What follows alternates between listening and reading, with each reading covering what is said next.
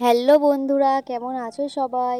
আশা করছি সবাই খুব ভালো আছো আর আমিও খুব ভালো আছি। তো সকাল সকাল চলে এসেছি আরেকটি নতুন ব্লগ নিয়ে। এখন বাজে সকাল 9টা।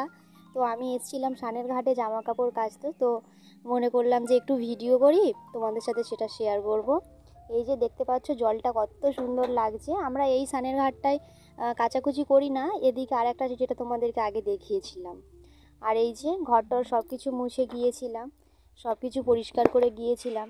ছেলেটা এখন খেলা করছে। তো এই যে আমার একটা জায়ের ছেলে চলে এসছে ওর ভাইকে খুঁজতে। আমি বললাম ও তো এখন এখানে নেই, ও খেলতে গিয়েছে। আর এখানে সকালবেলা ছেলেকে একটু খিচুড়ি করে দেব, ওই জন্য এটা ভালো করে ধুয়ে নিচ্ছি। এখানে ডালিয়া আছে, একটু আলু আছে আর মুসুরির ডাল আছে, এটা দিয়ে সিদ্ধ করে নেব। তো ভালো করে 2-3 বার ধুয়ে নেব। ধুয়ে নিয়ে 10-12টা সিটি পড়লে আমি ওকে খাইয়ে দেব। ও সকালবেলা আজকে অনেক সকালে উঠেছে, 6টার সময় উঠেছে। তো উঠে তখন একটু দুধ খেয়েছিল, আর কিছু খায়নি। তো তো যেখান থেকে জ্বর হয়েছে ও একদমই কিছু খেতে চাইছে না, ওই জন্য জানি না খাবে কি না। তো এদিকে আমি প্রেসার কুকারে এটা বসিয়ে দিয়েছি, আর এই যে এদিকে একটু খেলা করে নিচ্ছে। এবার ঘুম পাচ্ছে, কিছু বলতেও পারছে না, চুপচাপ গাড়িতে বসে আছে। কিন্তু চোখ দেখো একদম বড় হয়ে আছে, কিন্তু ঘুমের জন্য একটু ওকে কাঁদছিল। তো এখানে ডালিয়াটাও হয়ে এসছে। তো এটা আমি ওকে খাইয়ে দেবো। আর এদিকে একটু কড়াতে শুকনো লঙ্কা দিয়ে আমি আলুটা ভেজে নেব। রাতে জল দেওয়া ভাত ছিল অনেকটা, তো ওই জন্য সেটাকে খেয়ে নেব। খেয়ে নিয়ে আবার দুপুরের রান্নাবান্না জোগাড় করব। এদিকে আলু ভাজাটা হবে। আর বন্ধুরা, তোমাদের কার কার ভালো লাগে পান্তার সাথে আলু ভাজা খেতে? আমার তো খুবই ভালো লাগে।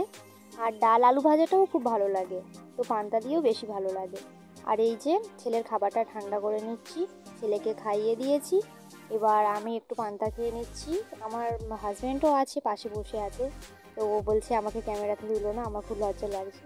তো আমি বলছি ঠিক আছে, কোনো ব্যাপার নেই।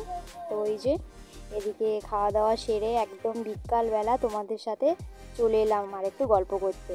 এই যে দেখতে পাচ্ছ আমাদের বাড়ির আশেপাশে বিকালবেলার আকাশের ওয়েদারটা কত সুন্দর লাগছে।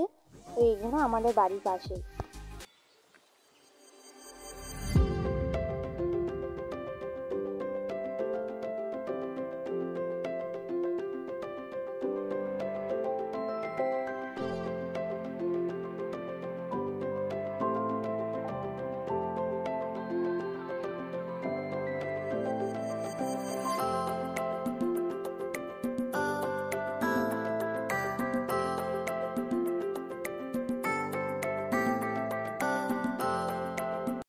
আর এই যে একেবারে সন্ধে হয়ে গিয়েছে, ছেলেটা এই কাগজে কি সব লিখছে আমি কিছু বুঝতে পারছি না।